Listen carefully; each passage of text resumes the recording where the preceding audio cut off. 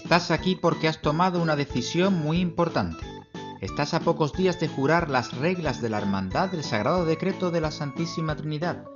Esto supone un gran compromiso, convertirte en hermano o hermana de una institución con muchísima historia, tanta que aunque parezca increíble, cuenta con más de 500 años de existencia en nuestra ciudad.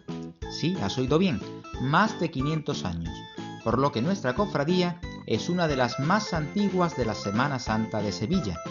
Ahora vamos a enseñarte cómo ha llegado tu hermandad a ser lo que hoy es. Si por ahora no sabes demasiado acerca de ella, no te preocupes. Recuerda que estás aquí para empezar a conocerla, a quererla y en definitiva a aprender a ser un buen hermano de la hermandad. En primer lugar, debes saber que esto va mucho más allá de vestir la túnica de Nazareno cada sábado santo, que como bien sabrás, es el día que hacemos estación de penitencia a la Santa Iglesia Catedral. Eso sí, es un día muy importante porque enseñamos abiertamente a todos nuestra fe. Antes que nada, debes conocer a todas las imágenes a las que rezamos los hermanos de la Trinidad, porque esta es una cuestión fundamental. Nuestra hermandad da culto al misterio del Sagrado Decreto de la Santísima Trinidad, el Santísimo Cristo de las 5 llagas, María Santísima de la Concepción, Nuestra Señora de la Esperanza y San Juan Bosco. Todos nuestros titulares son igual de importantes, y a partir de hoy mismo, cuando les visites en la capilla de la hermandad, guárdales en tu corazón y acuérdate de ellos al rezar, pues ellos no dejarán de protegerte a ti, a tu familia y a todas las personas que te acompañan en tu día a día. Más adelante te contaré algo más acerca de ellos. Pero mira, vamos a empezar desde el principio. Te lo voy a contar de manera muy sencilla. Imagina que estuvieras escuchando un cuento, aunque este cuento sea muy, pero que muy real. Hace muchos, pero que muchos años, en la época conocida como Edad Media, el rey San Fernando fue conquistando de nuevo la parte sur de la península ibérica, que como sabes estuvo gobernada por el Islam. En esta difícil tarea San Fernando no estuvo solo, sino que fue ayudado por personas y organizaciones importantes de la sociedad de la época. Entre ellas estuvo la Orden de Hermanos Trinitarios, un grupo de religiosos que fueron en muchas ocasiones quienes le guiaron y le dieron buenos consejos. Tras conquistar Sevilla en 1248, San Fernando dio a los trinitarios unos grandes terrenos a las afueras de la ciudad, como premio a la ayuda prestada. Estos grandes terrenos son los que en la actualidad ocupa la Basílica de María Auxiliadora. Sin embargo, debes saber que para los cristianos de la época era un lugar de gran significado religioso, un lugar que podríamos llamar santo, y es que según la creencia y las personas que estudian la historia, fue allí donde encarcelaron a las santas alfareras Justa y Rufina, en tiempos de los romanos, nada más y nada menos, allá por el siglo III. Por si fuera poco, el rey San Fernando también regaló a la comunidad de trinitarios la imagen de un niño Jesús, que aún hoy podemos ver en la sacristía de la basílica. ¿Y aún quieres saber algo más? Cuenta la tradición que con esta milagrosa imagen, el prior de los trinitarios podía influir en las decisiones del gobierno de la ciudad de Sevilla. Pero esto ya es otra historia, así que sigamos con la nuestra adelante. En aquellos terrenos este grupo de frailes trinitarios pudo construir un viejo convento al que se accedía por la Puerta del Sol. Allí hacían vida y daban culto al Señor, llevando a cabo su obra y su misión. Entre sus tareas estaba atender a las personas que más lo necesitaban, aquellas que pasaban hambre y necesidad en la ciudad, en unos tiempos muy difíciles, pero sobre todo tenían un encargo mucho más importante. No te lo vas a imaginar, pero sin duda era una tarea solo para valientes. Entre ellos se organizaban para recoger dinero de las personas más influyentes, y cuando tenían lo suficiente, viajaban a tierras peligrosas e inhóspitas, donde los cristianos eran perseguidos y encarcelados a causa de su fe. Una vez allí, negociaban con los captores, para liberarlos y traerlos de vuelta a España. Un ejemplo importantísimo de estas liberaciones fue el caso del mismísimo Don Miguel de Cervantes y Saavedra, como sabrás, autor de la obra universalmente conocida como Don Quijote de la Mancha. Pues bien, precisamente a Miguel de Cervantes también le rescataron los hermanos trinitarios en tierras extranjeras, tras un largo cautiverio. Mientras tanto, en el viejo convento trinitario de Sevilla, los religiosos cultivaban sus propios alimentos en los huertos que los rodeaban. Sin embargo, como la labor de labranza y cuidados de la tierra era grande, algunos vecinos de la zona les ayudaban a trabajarlas. Estos hortelanos trabajaban la tierra a cambio de una parte del producto recogido para mantener a sus familias, pero también aprendieron algunas costumbres de los religiosos. De esta manera, al empezar o acabar el día, se acercaban al convento a rezar al Señor y dedicarle un tiempo en su día a día. Justo allí, los trinitarios le rezaban a un antiguo crucificado al que llamaban de las 5 llagas. Y no le llamaron así de casualidad, sino que era una advocación a la que los cristianos de la época rezaban muchísimo y le tenían gran devoción. Fíjate si fue importante que el antiguo hospital, donde hoy está el Parlamento de Andalucía, también se denomina de las 5 llagas, algo realmente curioso. Recuerda entonces que nuestro Cristo conserva una de las advocaciones más antiguas de nuestra Semana Santa, y fue con él donde empieza a crecer la semilla de nuestra Hermandad de la Trinidad. La fe y la devoción a este pequeño crucificado sencillo, hecho de papel y cola, fue creciendo y creciendo.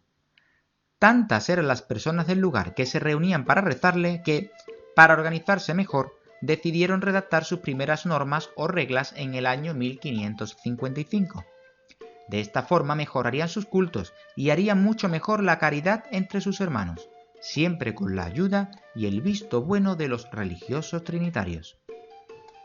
En vista de que los primeros hermanos de la hermandad hicieron todo tan bien y demostraron ser buenos cristianos, los trinitarios le dieron un pequeño terreno dentro de su convento, para que, de esta manera, pudieran construir una pequeña capilla donde rendirle culto. Fíjate en el siguiente detalle. La fecha que aparece en la cancela de entrada a la capilla de nuestra hermandad corresponde al año en que los trinitarios nos dieron en propiedad los terrenos de nuestra actual capilla. Este es otro secreto que pocas personas conocen. La Hermandad de la Trinidad es de las pocas cofradías que, después de tantos y tantos siglos, siempre ha estado residiendo en el mismo lugar, salvo un periodo corto que más adelante descubriremos. Un siglo más tarde, allá por el 17, aparece otra de las devociones más bonitas y singulares de nuestra hermandad y de nuestra Semana Santa, el misterio del Sagrado Decreto de la Santísima Trinidad. Os preguntaréis ahora el porqué de su origen, y es que si caes en la cuenta, la respuesta es bien sencilla.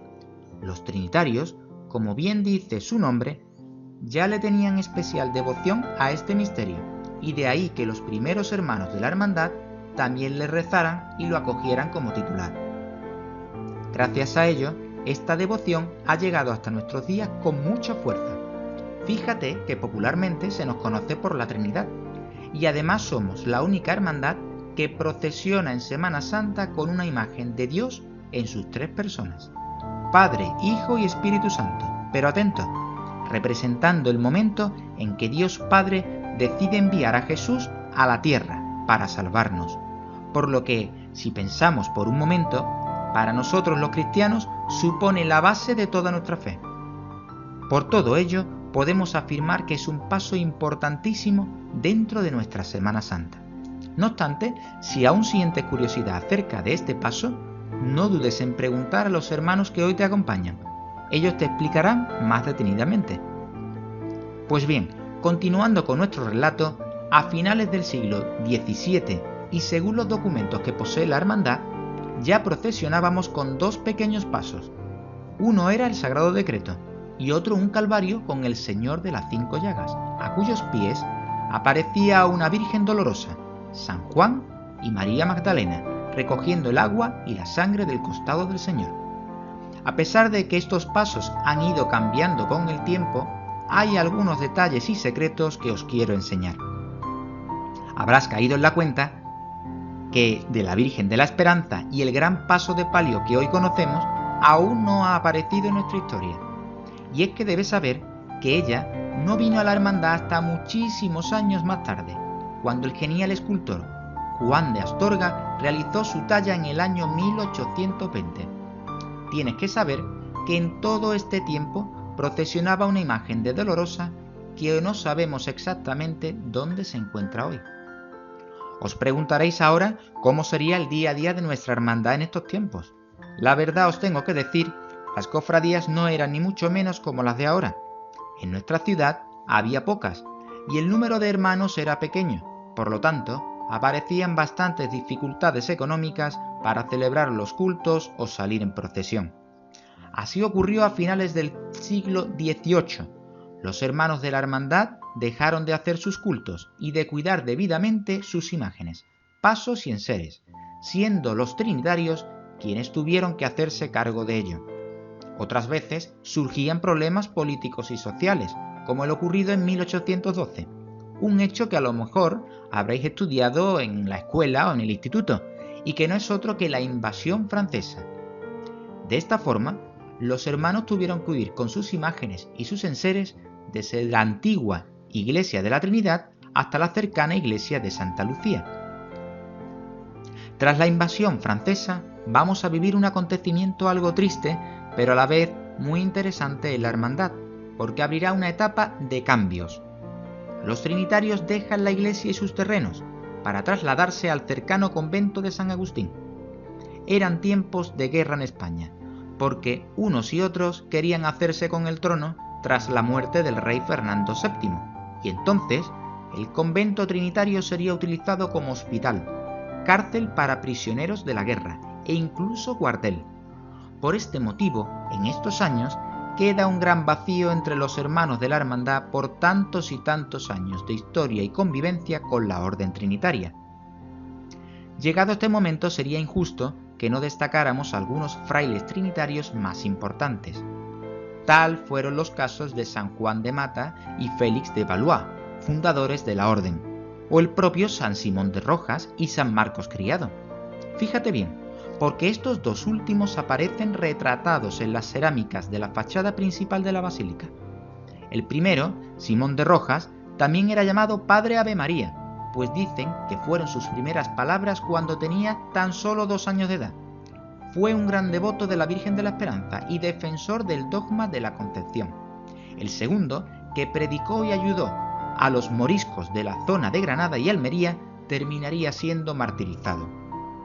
Estamos por tanto a punto de llegar al siglo XX, pero años antes el arzobispo de Sevilla, que había conocido al mismísimo Juan Bosco en Italia, se sintió muy atraído por su obra educativa con los jóvenes y deseaba que la comunidad salesiana estuviera en Sevilla capital. Muy pronto, el arzobispado les propone la antigua iglesia de los Trinitarios y sus terrenos para que iniciaran aquí su obra de escuela y talleres juveniles.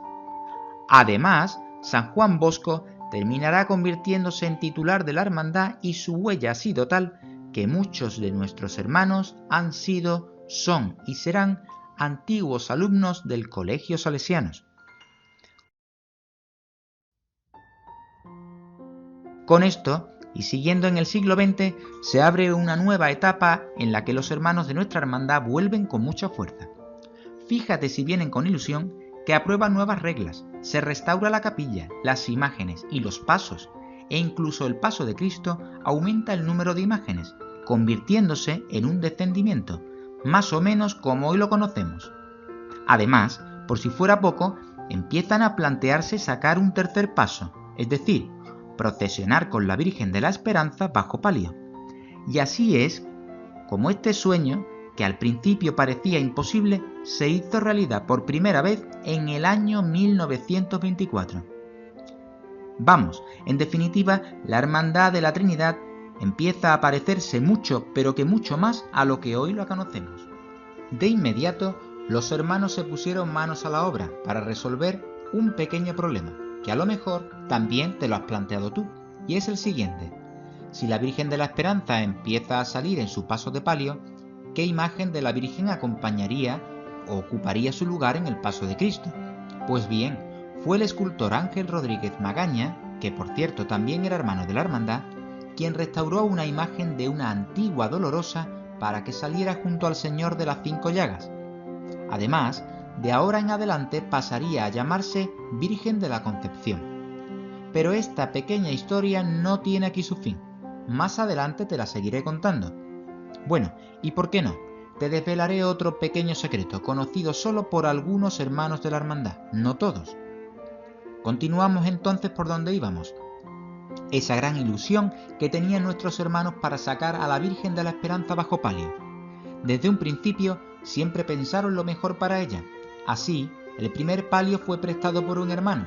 A los pocos años consiguen otro aún mejor, bordado y de color azul, obra del gran diseñador y bordador de la época, don Manuel Rodríguez Ojeda, que por cierto, si no lo sabías, también fue prioste de nuestra hermandad. Unos años más tarde los hermanos deciden pasar los bordados de ese palio a terciopelo de color verde, y como no termina de gustar, en los años 40 se decide encargar uno nuevo, pero esta vez de color blanco. Este palio blanco se completaría sobre los años 50 con un manto del mismo color bordado en oro y sedas de colores. Fue terminado por don Braulio Ortiz Sánchez, un pintor de la época que se inspiró en los clásicos mantones de Manila para diseñarlo. Tanto llamaba la atención que aún hoy muchos de los hermanos más antiguos de la hermandad lo recuerdan con nostalgia, y otros muchos la llamaban la Esperanza Blanca. En los años 50 del siglo pasado ocurren al menos 4 acontecimientos importantes que debes saber como buen trinitario. En primer lugar, comenzamos con una triste noticia. El Sagrado Decreto deja de procesionar a comienzos de esta década. En segundo lugar, los hermanos de la hermandad se empeñaron en seguir adelante con la realización del paso de palio que hoy en día conocemos. Para ello, contratan al prestigioso orfebre Manuel Seco Velasco. De su taller, en el vecino barrio de Pío XII, salió un proyecto en plata que resultó ser una verdadera joya de la artesanía de nuestra Semana Santa.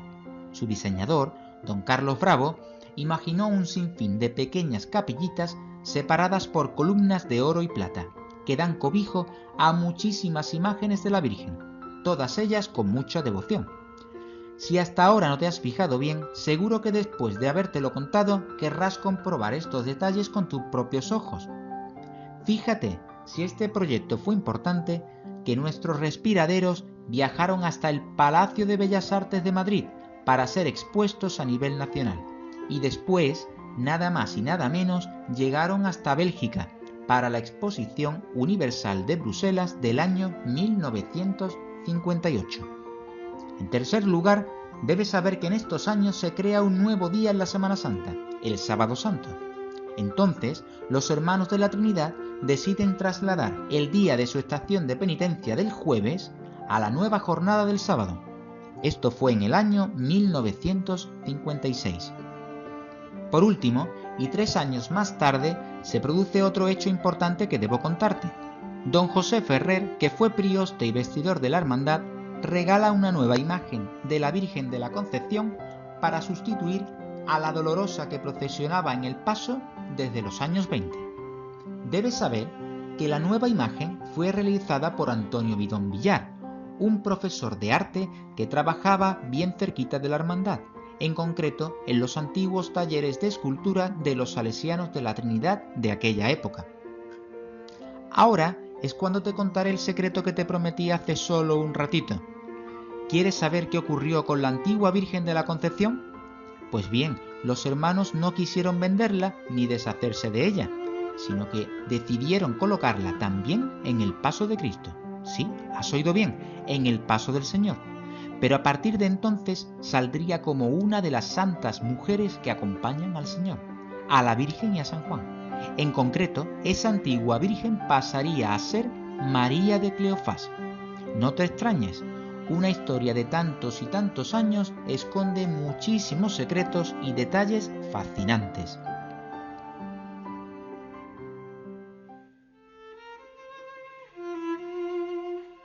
En adelante, y antes de entrar en el siglo XXI, que seguro que conoces mucho mejor, te contaré que la hermandad siguió renovando su patrimonio. Algunas veces con más acierto y otras quizás con menos, pero de lo que no nos cabe duda es que los hermanos que tomaron esas decisiones las hicieron con su mayor amor, conocimientos y cariño a la hermandad.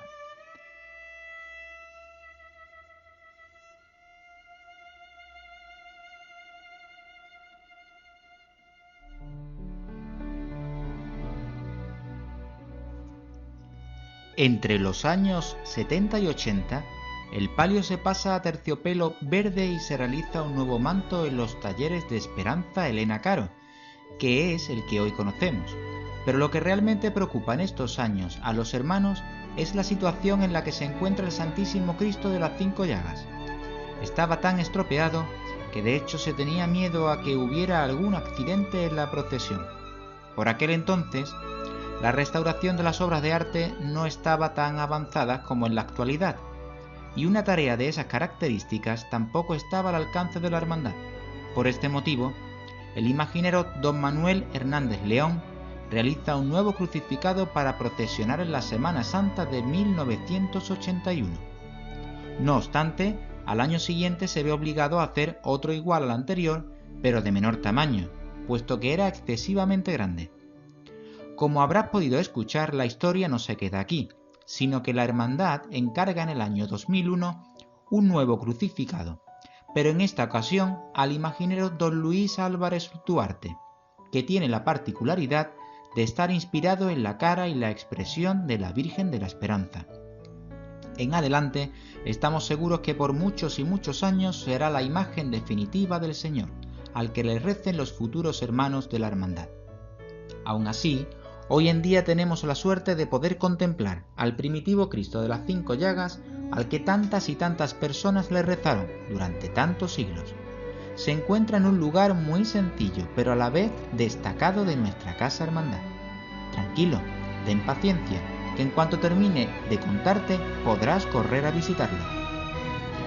Esta larga historia ya va llegando a su fin, pero antes no puedo dejar de contarte que la hermandad vivió 3 nuevos e importantes acontecimientos que a los hermanos, que ya no están entre nosotros, les hubiera encantado poder vivir y disfrutar.